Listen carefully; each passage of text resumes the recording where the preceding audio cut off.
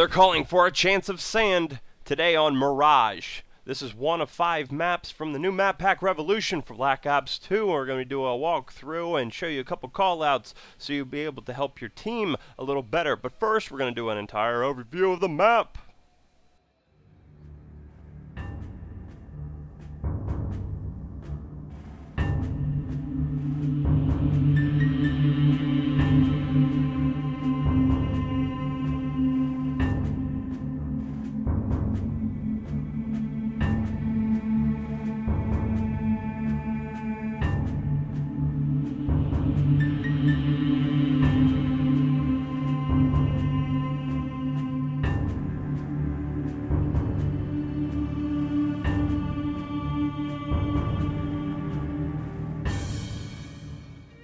Alright, first things first, I wanted to go over what they did with domination on this map. Instead of the points being in a straight line, they're now in the shape of a triangle. So in the beginning of the game, that actually lets you choose which point you want to go to. Instead of having to go past A to get to B, you could just go to B now. And there's actually no reason for holding B anymore. You can actually hold A and C and be perfectly okay. But let's get on with the walkthrough with this map. The left building there in the picture, we're going to go ahead and go into it.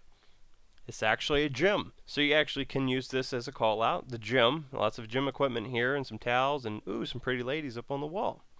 Now let's zoom back out. Now that central building there is actually just an empty building. You can't go in it.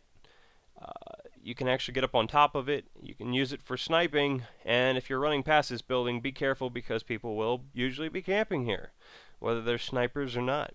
Now onto the far right building. I'm going to go ahead and look inside. I'm going to show you it's got lots of little art things all around. You got pictures on the wall, little figurines there, and there's a bed in here and more art over there. Basically, I call this the art room, the art house, whatever you want to call it. It works. I really couldn't figure out a good call out for this one other than the art room, which actually it's right in front of A. So you can actually say this is A building too. Now on to the next one. Okay, so this is basically the C side. Not as much indoor cover, but you do have your one building there. You are not able to run from the bottom floor there to the top floor, but you can run from the big central building back into there. I don't know what that's all about, but this is basically, let's take a look inside. This is like a clothing store, some sort, you know, some designer clothes, some pictures on the wall there. So yeah, I would say this is more like the outlet side, the outlet house, or whatever you like to call it.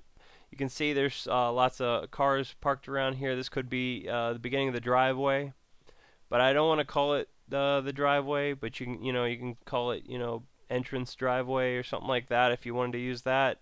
So next we're gonna take a look around the side of the house. Okay, so this next part here is basically like the driveway for obvious reasons. It's like the drop off where I guess the people would get out and go inside the place. You cannot actually go inside here. This is just the point between A and C. You can use that. I actually like to call it front driveway. It actually works out pretty good. You could say in front of bus, but behind the bus. Use those kind of call outs. They can actually be inside the bus too. There's lots of head glitches spots here, so be careful. And this is the infamous pull side. Yeah, that's right. They could come from any direction here. And guess what? Guess what position's located here? Yeah, that's right. B is located here, around that little burnout area underneath the diving board there. Yes, you could be shot at from any of those balconies there, from the middle, or even from the bottom of each side. There's so many different spots here where people can head glitch. It's unbelievable. So be ready when you get to this side. Flak jacket, tack mask, whatever it takes to survive. But it's not as bad as you think. Sometimes it takes them a little while to get here, unless they're already camping here. So be ready for that. And last but not least, Lord Tensai. Yeah, I'm just kind of hoping that catches on. Lord Tensai! If you don't know who it is, just look it up.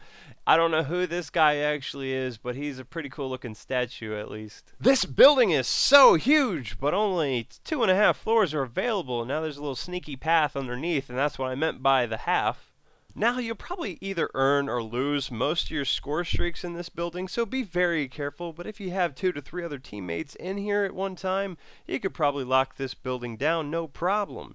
There are probably a lot of objectives that are played through this room or in this room, so it's probably good to actually figure out a good strategy here, like top floor, second floor, whatever you want to call that, or bottom floor, first floor, works out too.